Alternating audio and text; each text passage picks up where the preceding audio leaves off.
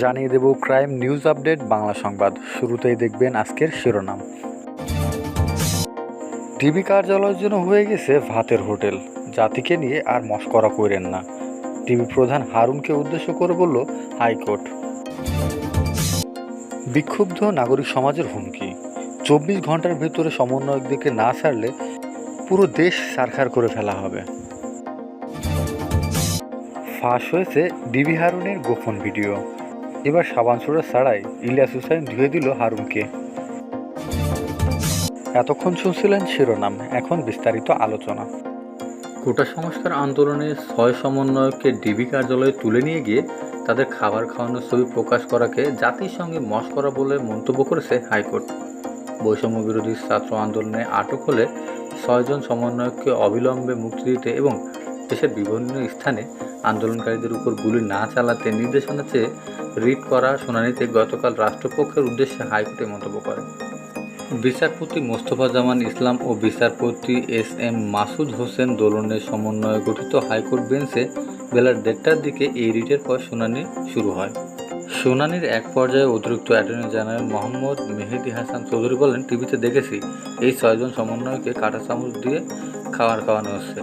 তবে আদালত বলেন, আপনাকে এইগুলো করতে কে বলেছে, কেন করলেন এগুলো? জাতিকে নিয়ে মশকরা করেন না, যাকে নেন ধরে একটি খাবার টেবিলে বসিয়ে দেন। এর আগে 6 সমন্বয়ককে অবিলম্বে মুক্তি দিতে এবং দেশের বিভিন্ন স্থানে আন্দোলনকারীদের উপর গুলি না চালাতে নির্দেশনা চেয়ে রিট করে সুপ্রিম কোর্টের 2 আইনজীবী মঞ্জুর আল মতিন ও আইনুন সিদ্দিকা। আগামী 24 ঘন্টার মধ্যে বৈষম্য বিরোধী ছাত্র আন্দোলনের 6 সমন্বয়ক সহ ডিবিতে আটক অন্যান্যদের নিঃশর্ত মুক্তি দেওয়া না হলে কঠোর আন্দোলনে ঝাঁপিয়ে পড়া হবে বলে জানিয়েছে বিক্ষুব্ধ নাগরিক সমাজ। মঙ্গলবার দুপুরে DRU সাগরুনি মিলনায়তনে হত্যা, অবৈধ আটক, নির্যাতনের বিচার চায় শীর্ষক এক অনুষ্ঠান ও হুঁশিয়ারি উচ্চারণ করে ট্রান্সপারেন্সি ইন্টারন্যাশনাল বাংলাদেশ TIB এর নির্বাহী পরিচালক ডক্টর ইফতেখারুজ্জামান। তিনি বলেন, এ দেশকে অনিশ্চয়তার মধ্যে ফেলে দেওয়া হয়েছে।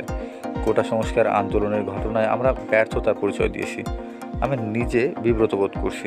স্বাধীনতার পর 71-এর মতো সহিংসতা আর অত্যাচার নির্যাতনের শিকার হয়ে এটা ভাবতে ঘৃণা লাগছে। সেটা এখন হচ্ছে তরুণ প্রজন্ম। অথচ স্বাধীন চেতনায় হচ্ছে বৈষম্যহীন মত প্রকাশের স্বাধীনতা ও সমান অধিকার প্রতিষ্ঠা।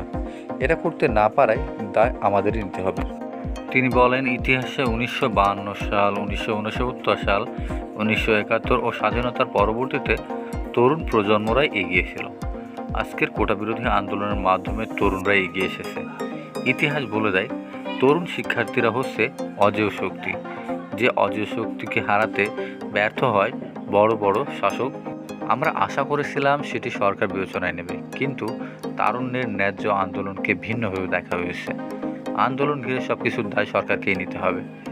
উত্থাপিত দাবি দাওয়া সম্পর্কে বলেন, গণমাধ্যমের ওপর প্রত্যক্ষ পরোক্ষ নিষেধাজ্ঞা বা নিয়ন্ত্রণ বন্ধ করতে হবে। TIBর নির্বাহী পরিচালক বলেন, আমরা ডিবি কর্তৃপক্ষকে 24 ঘন্টা সময় দিয়েছি। এই 24 ঘন্টার মধ্যে যাদের আটক করে আনা হয়েছে, ধরে নেওয়া হয়েছে, সেটা বন্ধ করা এবং তাদের যদি নিঃশর্ত মুক্তি দেওয়া না হয়, তাহলে বাংলাদেশের নাগরিকদের পক্ষ থেকে আরও কঠোর আন্দোলনে আমরা ঝাঁপিয়ে পড়ব।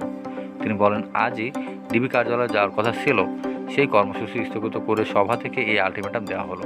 অনুষ্ঠানে ডিবি প্রতিনিধি উপস্থিত থাকতে পারেন এমন ধারণা থেকে ইফতেখারুজ্জামান বলেন, ডিবি প্রতিনিধি যারা আছেন, আপনারা আপনাদের অফিসের এই বক্তব্য জানাবেন।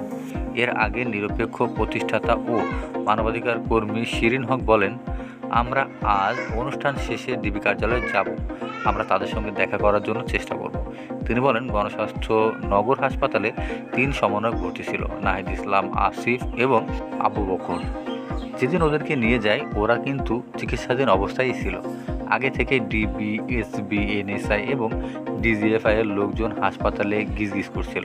বোঝা যাচ্ছিল কিছু একটা ঘটবে। এর মধ্যেই বিকালে ডিবির উচ্চপদস্থ কর্মকর্তারা আসলেন। তারা বললেন, আমরা নিয়ে যাব। আমাদের নার্সরা তখন বললেন, এখনও তো ওনাদের চিকিৎসা শেষ হয়নি। তখন ওনারা বললেন, আপনারা ডিসচার্জ করে দেন। তখন নার্সরা বললেন, আমরা তো চিকিৎসাধীন অবস্থায় ডিসচার্জ করতে পারি না। তারা বললেন, কেন পারবেন না? আমরা দেখে নেব। অনেকটা জোরপূর্বক করে ডিসচার্জ করানো হয়েছে। শিরিন হক বলেন, আমি নিজেই দেখেছি তারা এমনভাবে অসুস্থ যে তাদের শরীরের বিভিন্ন অঙ্গ কালো হয়ে গেছে। বলা হচ্ছে অতিরিক্ত সুরক্ষার জন্য নাকি তাদেরকে হাসপাতাল থেকে নিয়ে যাওয়া হয়েছে। তিনি প্রশ্ন রেখে বলেন, তারা কি হাসপাতালে সুরক্ষিত ছিল না? তারা কি সুরক্ষা চেয়েছিলেন? তারা কি বলেছিল আমরা এখানে নিরাপদ বোধ করছি না, আমাদেরকে নিয়ে যান?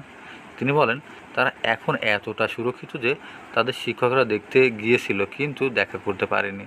এ সময় উপস্থিত ছিলেন বাংলাদেশ বেসরকারি সংগঠন association for land reform in Bangladesh LLRD নির্বাহী পরিচালক শামসুল হুদা, ঢাকা বিশ্ববিদ্যালয় গণসংযোগ ও সাংবাদিকতা বিভাগের অধ্যাপক গীতিয়ারা নাসরিন, ঢাকা বিশ্ববিদ্যালয়ের আইন বিভাগের অধ্যাপক আসিফ নজরুল।